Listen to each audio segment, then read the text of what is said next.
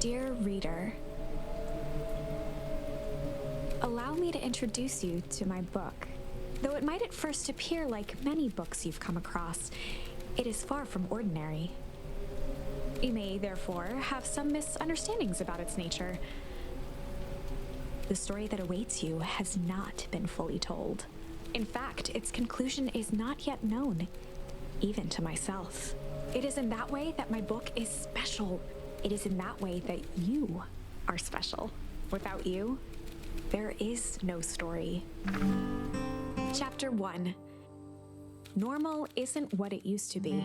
This is a story about change. Nestled in a shallow valley is the town of Beacon Pines. Far from the town square, across the river, past the neglected welcome sign, a young boy walks alone at dawn. His name is Luca Van Horn, and like you, dear reader, he's here for a reason.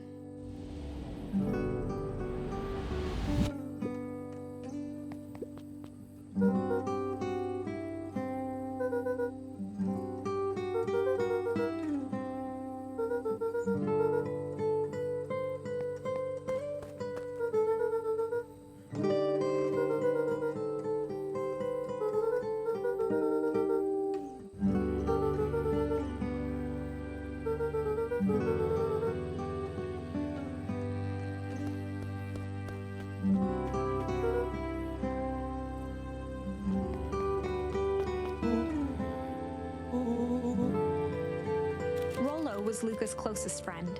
He possessed many fine qualities, but subtlety was not one of them.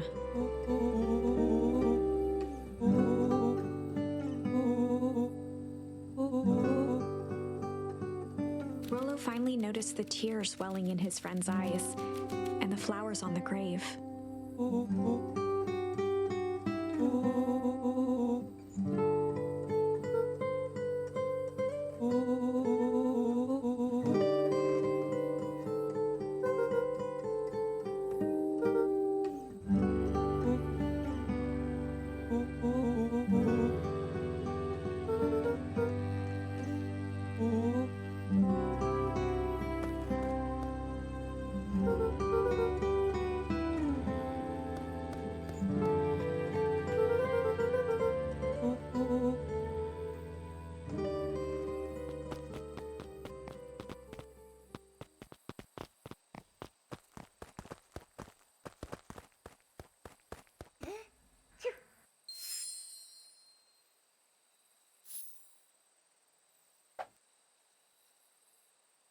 Wonderful! I had a good feeling about you from the moment you opened my book. That charm is a very special thing. Very special indeed. Keep hold of it for now. Its purpose will reveal itself soon enough.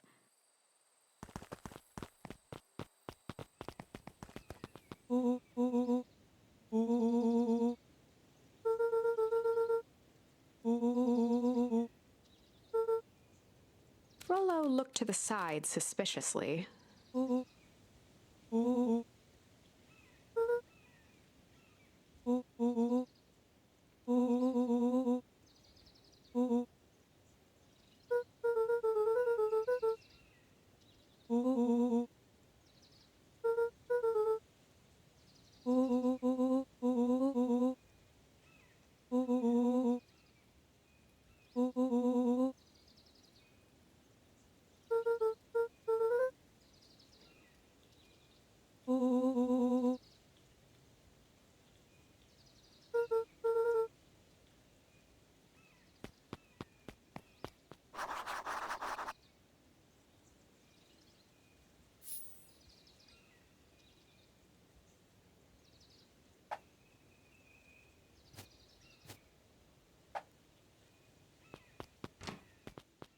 Dear reader, forgive me for this interlude.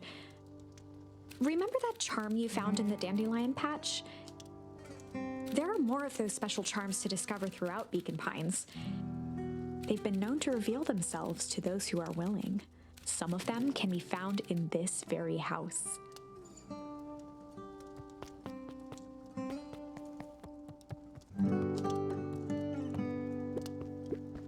Since Gran had moved in, the house was more peaceful, more orderly, and more covered in flowery fabric.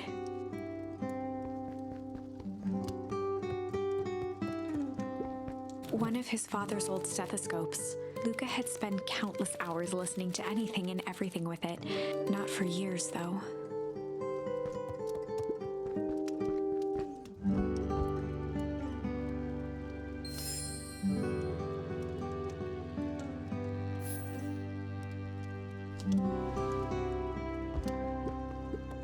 Gran had already lit the fire. She kept a warm house, as if by grandmotherly obligation.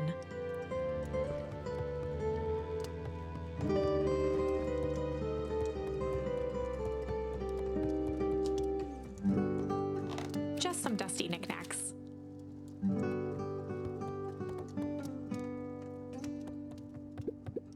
An array of prepared meals crowded the refrigerator, each labeled with a day of the week. A pair of dull scissors, a broken can opener, a mostly empty bottle of glue, and some loose string.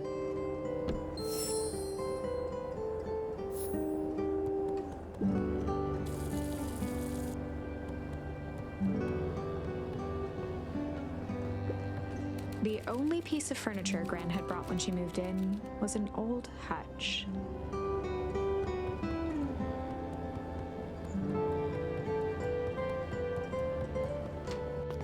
Oh my, this is quite exciting.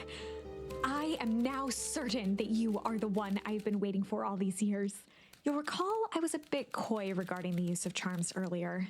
Excuse me, I tend to have a flair for the dramatic. You are about to encounter your first turning point.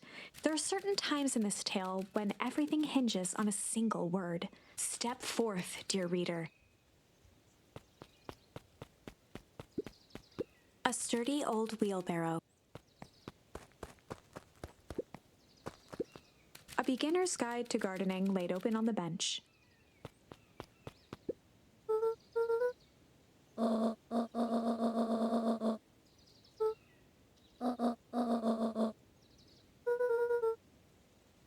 Lucas stared at his feet and muttered under his breath.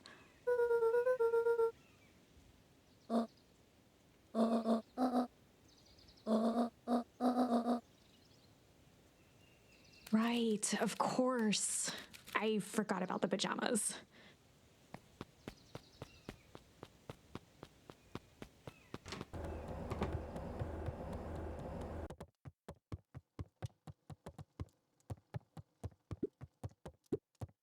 Luca paused at his parents' bedroom door. He just wasn't ready to go in yet.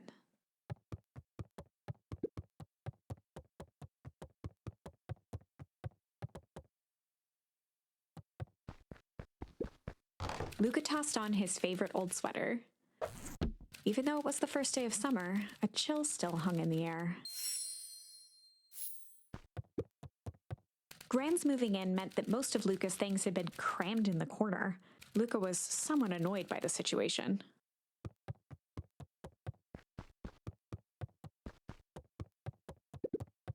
Gran's bed was undisturbed. Luca didn't mind that she had a habit of falling asleep in front of the fireplace. It meant that he could read late into the night.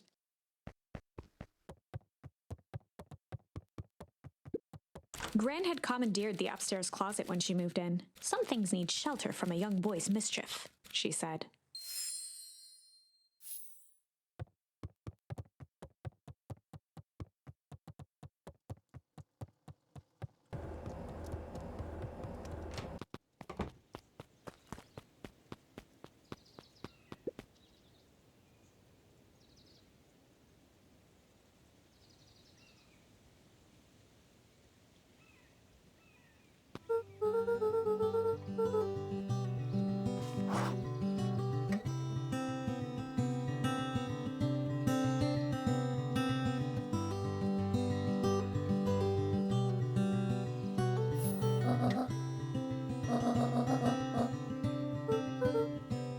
The less Gran knew, the better for everyone involved.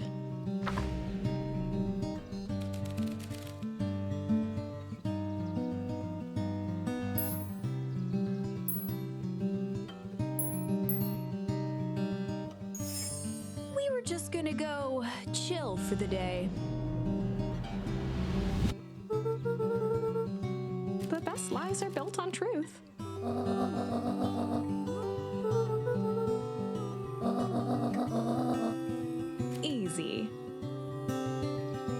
Impressive. You've managed to navigate your first turning point without too much of a mess. That is the power of charms. A single word can change everything. I think it's time to introduce you to the Chronicle.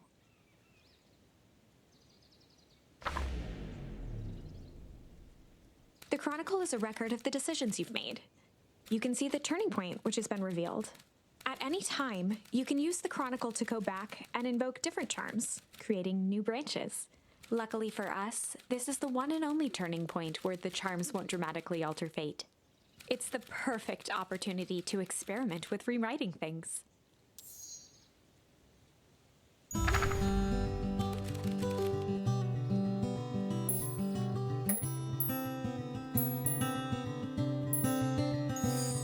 We were just gonna go chill for the day. The best lies are built easy.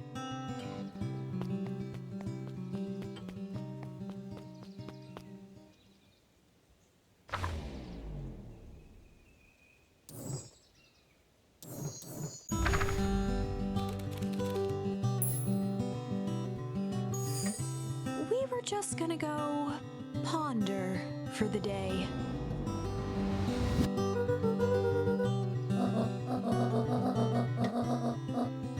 This was Luca's chance to sell his alibi.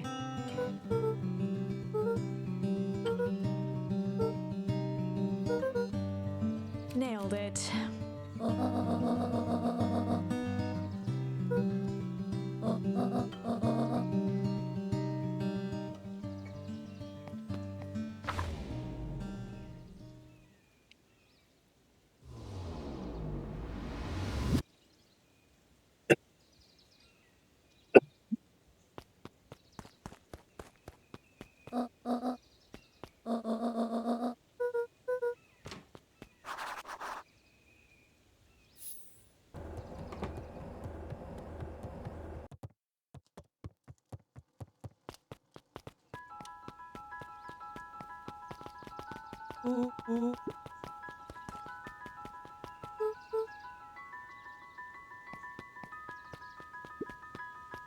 For a town that saw few visitors, the welcome was perhaps more grand than necessary.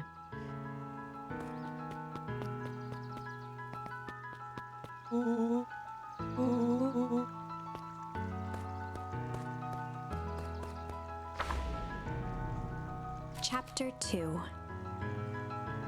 Welcome to Beacon Pines. For many years, this valley had been a small mining outpost. It wasn't until Sharper Valentine built his fertilizer company that Beacon Pines was established. Over the next 30 years, the town had grown and prospered until the foul harvest and his sudden death. In the 6 years since, everyone was simply trying to get by.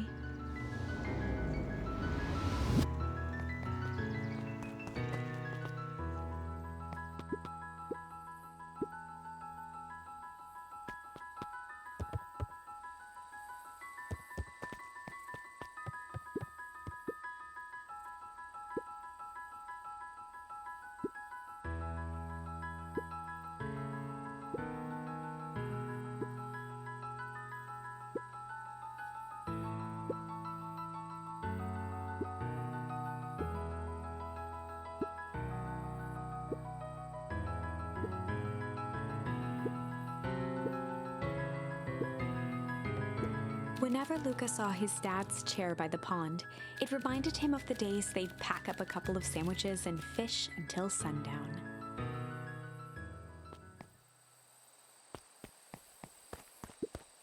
Luca opened the tackle box and picked the perfect bait. Luca tied a shoestring to the hook. What fish could resist a nice shoestring?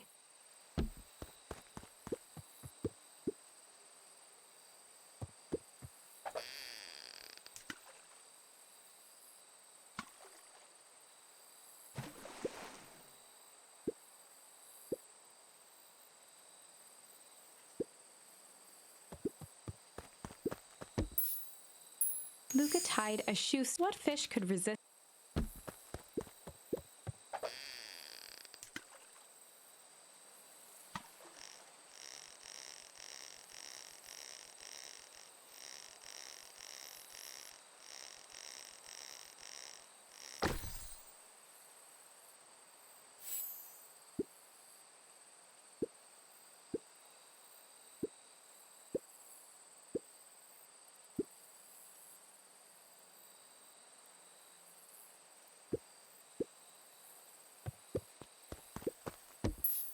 Luca gently baited a feather onto the hook, good for skimming the surface.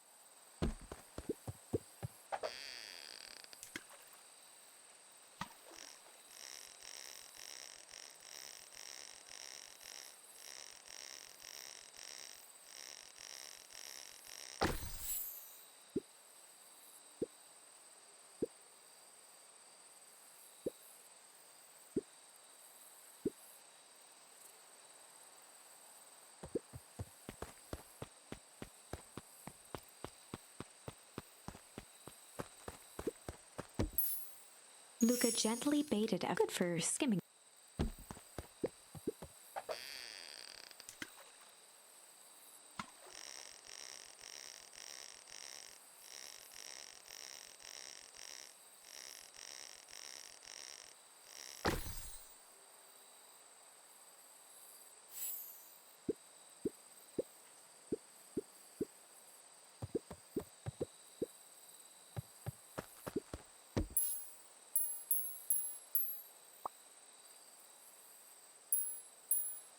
Luca tied a shoe. What fish?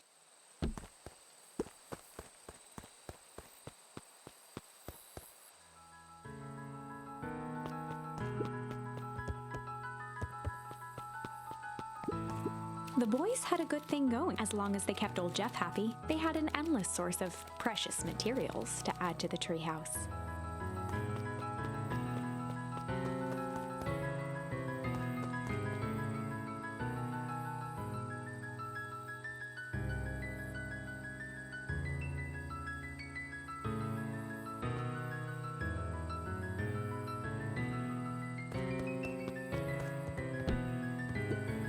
After Luca's father had passed, Rollo became obsessed with them building their own Hank atomic star scraper.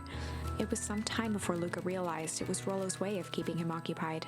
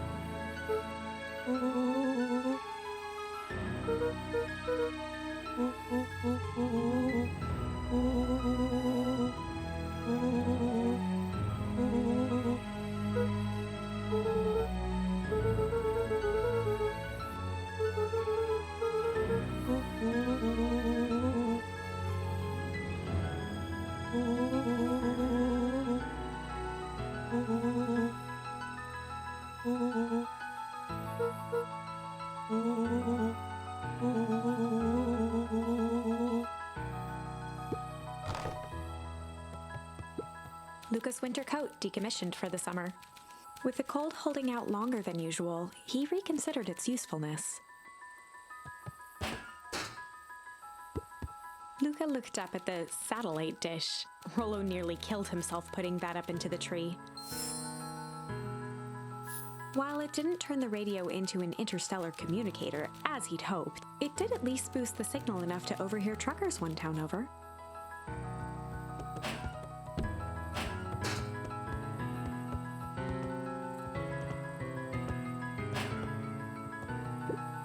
On certain nights, when the clouds were just right, the boys could tune into strange patterns of static. Rollo thinks it's aliens. He always thinks it's aliens.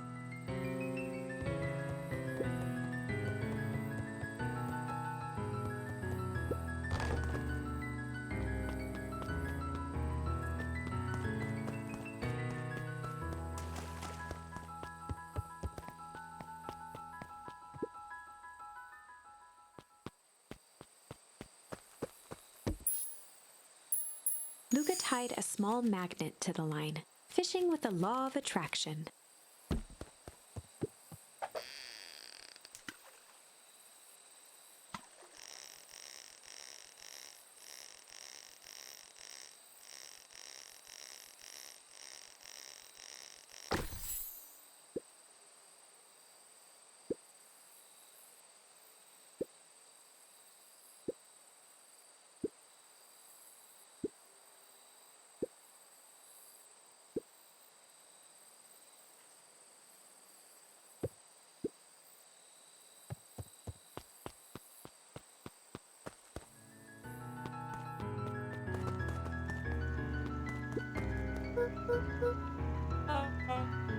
Kerr was the CEO of Perennial Harvest Company. He had become a fixture around town over the past few years. After the failing of Valentine fertilizer, the town was hungry to welcome a new source of employment.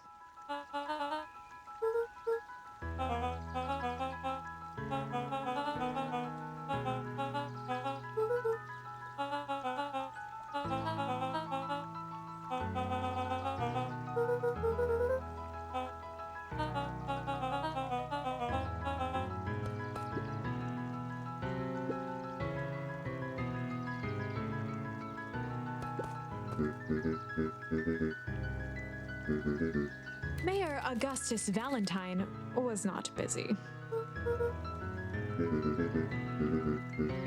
Flustered, Gus instinctively loosened his tie.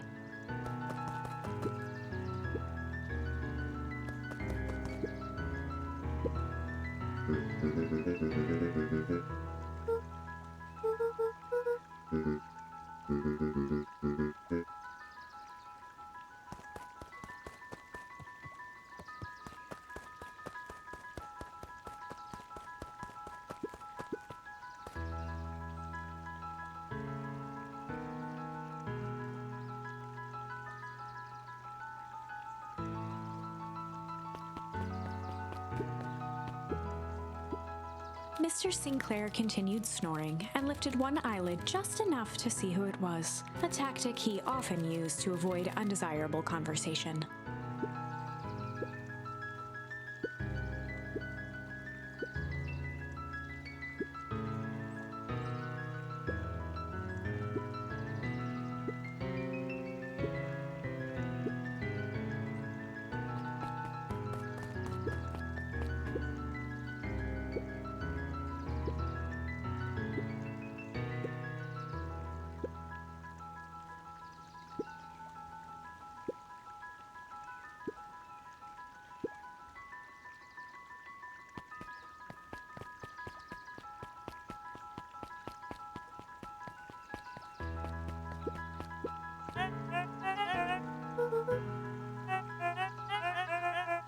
He pulled a pen from the pocket of his sweater vest and began to frantically jot something down on a clipboard.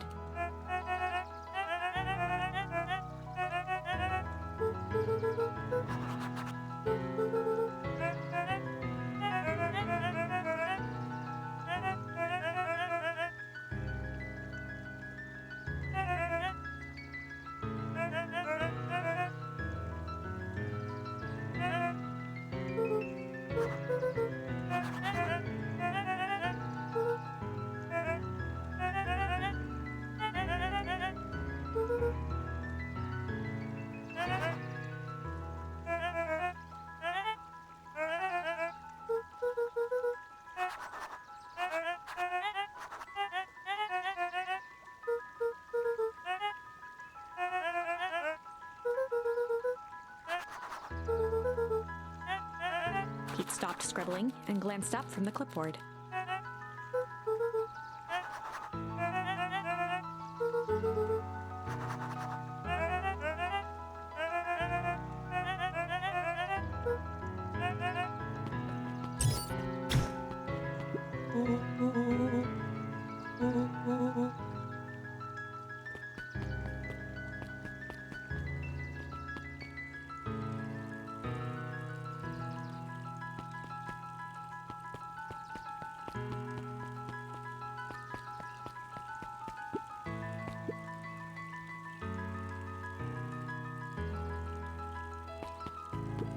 Holden Wilder ran the local paper of record, the Beacon.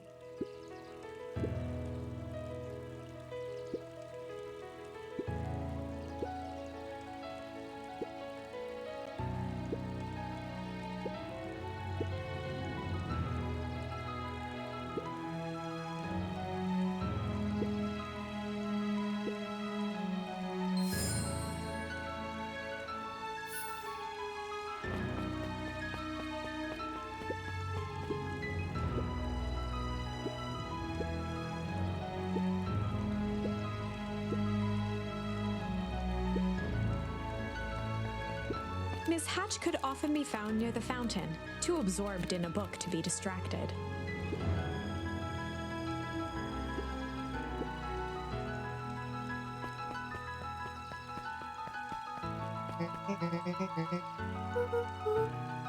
Oh, right. Rendezvous with Roxy. This is an important turning point. The first time where your charms will change the course of fate. And currently, we only have one suitable charm at our disposal. Have no fear, we can always return later using the Chronicle once we find more charms. Well, now I'm just rambling. Where were we?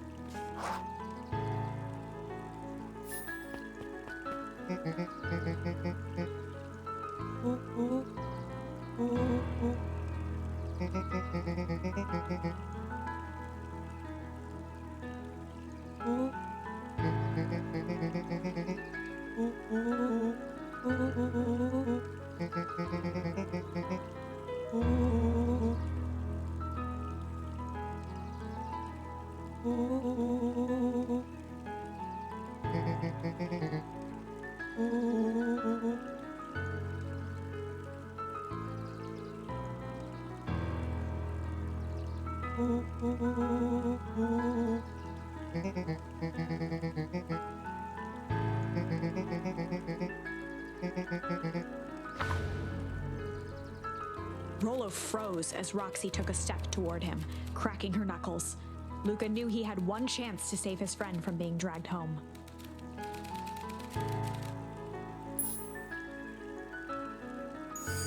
In the past, he found the best way to deal with an enraged Roxy was to be a little chill.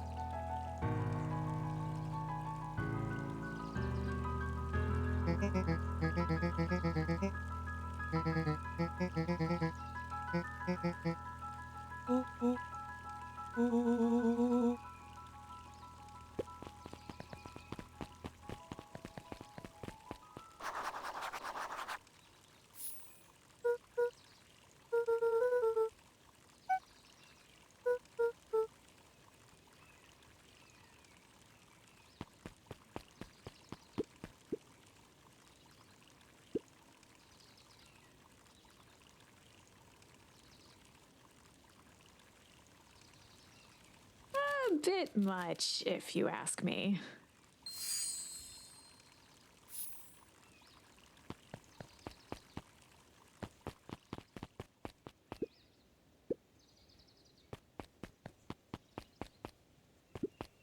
Jeff's hardware closed down about a year ago. The effects of the foul harvest stretched wide. When there are no crops in the field, tractors don't need fixing.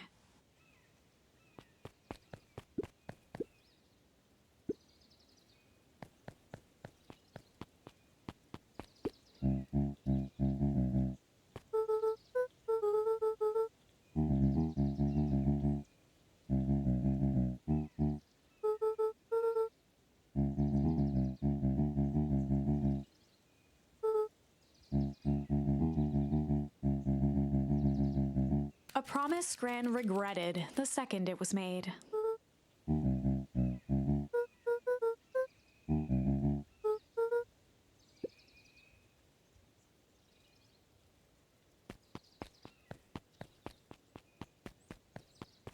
The phone booth was brand new, part of Perennial Harvest's Beacon Pines Reborn initiative. It didn't see much use.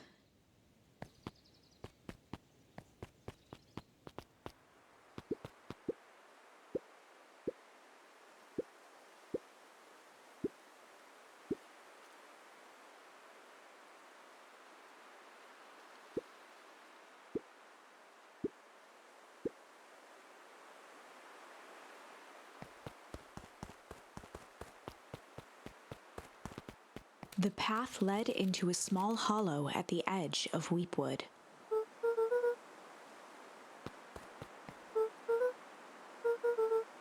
The fence thrummed with a gentle electric buzz. Luca often asked himself what Rollo would do, so that he could rule out that option.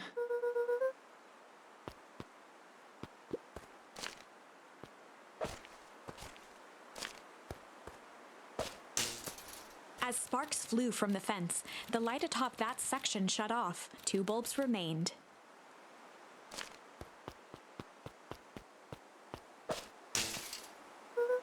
One more to go.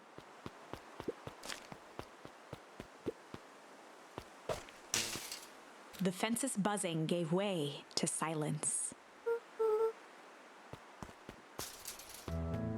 Every kid in town knew the old Valentine fertilizer building. Long abandoned, the warehouse once served as the industrial heart of Beacon Pines. Now, it stood only as a reminder of things left behind.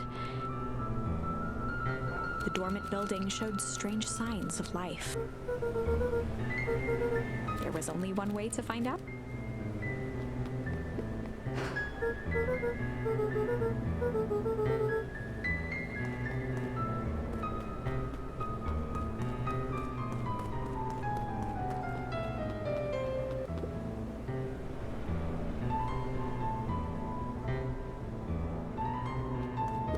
The hose emitted a subtle... It was actively draining some kind of liquid.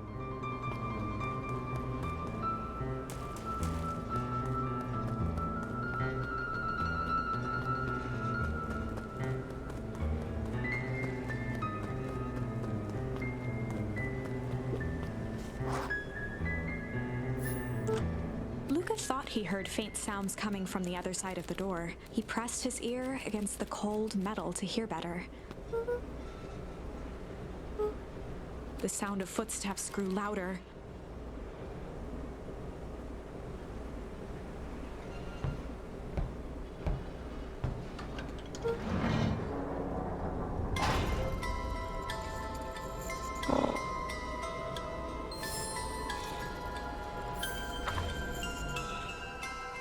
The heavy steel door knocked Luca to the ground. Disoriented, he looked up to see an imposing figure silhouetted in a green glow. It lunged toward him.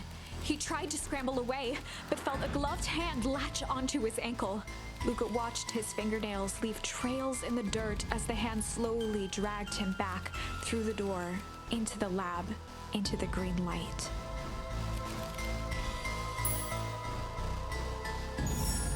This is a story about change. It was far from the sort of change Luca imagined for himself.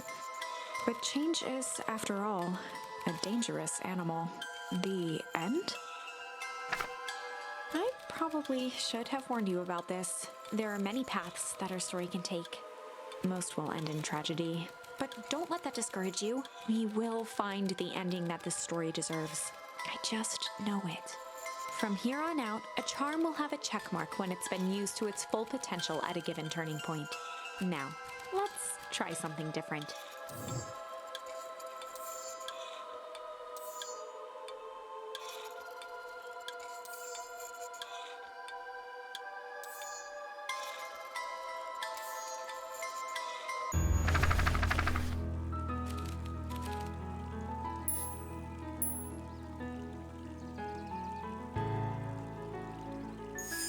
In the past, he found the best way to deal with an enraged Roxy was to be a little shit.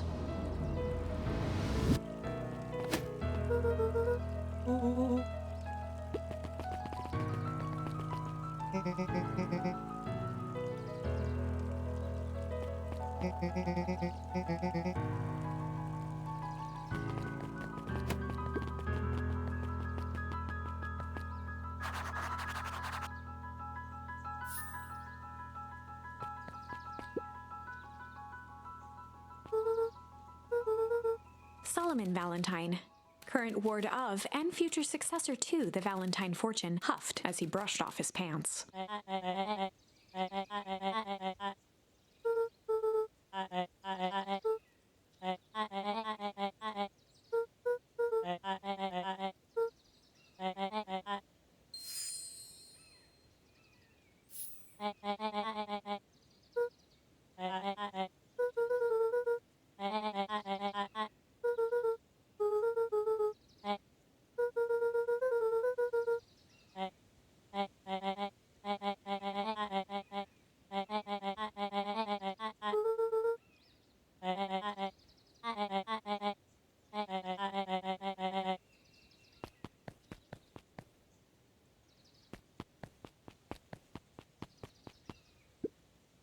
Solomon trifled a gesture toward the approaching heiress Valentine.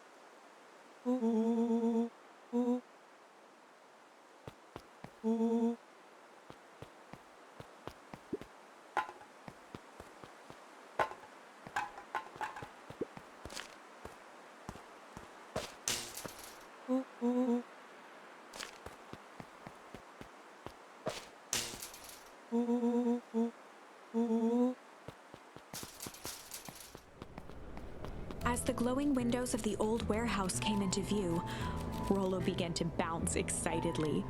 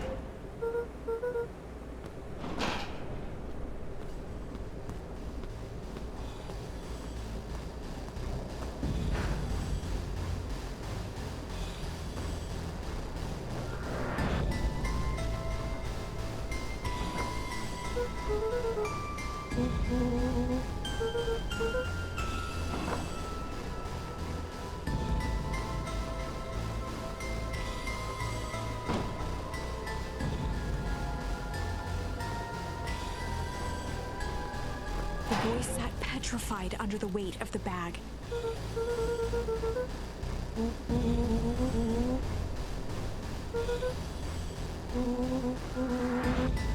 Rollo felt around at the large sack which burdened them. He snapped off a tag from just within a small zipper opening in the bag.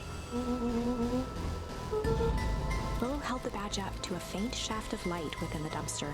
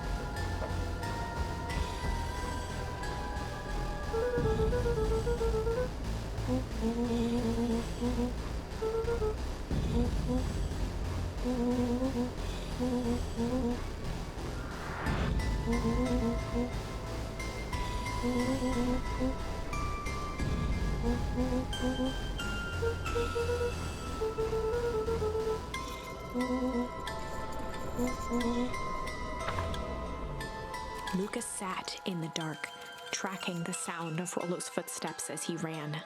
1, 2, 3. He pressed his ear to the dumpster wall, straining to hear Rollo's footsteps as they faded away. 15, 16, 17. He tried not to think about the contents of the dumpster as he counted. 35, 36, 37. The thicks. Screw it, that's long enough. Luca carefully lifted the lid and peered out. Nothing. No sign of Rollo. No sign of the man in the yellow suit.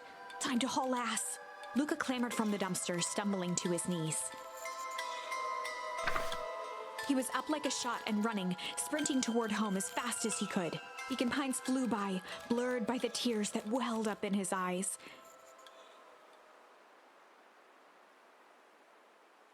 He wouldn't remember getting home at all that night.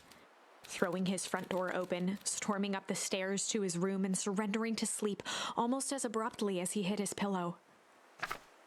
Chapter 3. Finding a friend. The next morning, it was quieter than usual at the breakfast table. Only the sound of silverware and chewing interrupted the awkward silence.